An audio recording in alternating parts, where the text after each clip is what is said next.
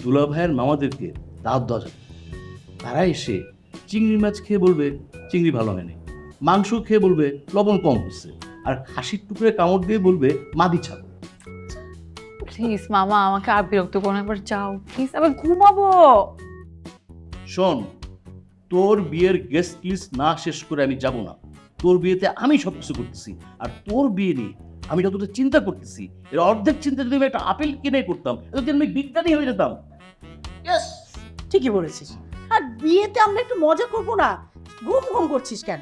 আমাদের বিয়ের উকিল বাপকে তো বলতে হবে। হ্যাঁ হ্যাঁ, বলা দরকার তো। মানে ছেলের বিয়েতে যদি বাপ মায়ের উকিল বাপ না থাকে তাহলে কেমন দেখায়? তুমি লিখো তো, ওনার নামটা লিখো।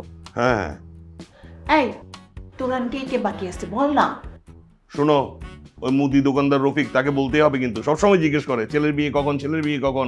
সেটাই। হ্যাঁ হ্যাঁ হ্যাঁ হ্যাঁ, রফিক।